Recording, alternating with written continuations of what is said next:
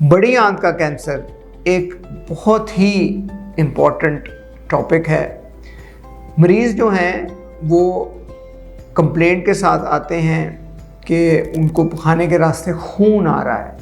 ठीक है जी, सबसे इम्पॉर्टेंट चीज़ तो हमारे जो हमें देखने को मिलती है उसमें फिशर हैं, फिस्चुले हैं, बवासीर है। ये कॉमन बीमारियां हैं जिसकी वजह से ब्लीडिंग हो सकती है। लेकिन अगर कोई ऊपर पॉलिप हो या ट्यूमर हो या कैंसर हो, इन मरीज़ों को भी देखना पड़ता है, उनकी हिस्ट्री लेनी पड़ती है।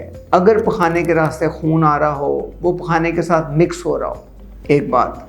दूसरी बात ये है कि आपको चेंज इन बाउल हैबिट्स हो, कभी कब्ज़ी हो रही है, कभी डायरिया हो रहा है।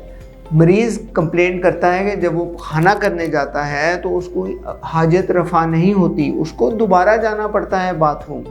ऐसे मरीज़ों में जिसमें चेंज इन बाउल हैबिट्स हो, वेट लॉस हो, वज़न कम हो रहा होता है, ये वो हिस्ट्री में इम्पोर्टेंट पॉइंट्स हैं जो इस बात की निशानदेही कर रहे होते हैं कि पेशेंट की इन्वेस्टिगेशंस होनी चाहिए। वो हमारे पास आते हैं, उनका मुआयना करते हैं, खाने के रास्ते का मुआयना करते हैं, छोटा एक आला होता है लोहे का, उससे देखते हैं, उसे हमारी बवासीर, फिशर और बाकी बीमारियां निकल आती हैं। लेकिन अगर उसको उस 7 सेंटीमीटर से ऊपर कहीं से ब्लीडिंग हो रही है, जो कि बड़ी आंत की लेंथ 160 सेंटीमीटर है या 160 सेंटीमीटर है, उसके लिए कैमरा टेस्ट का होना ज़रूरी है।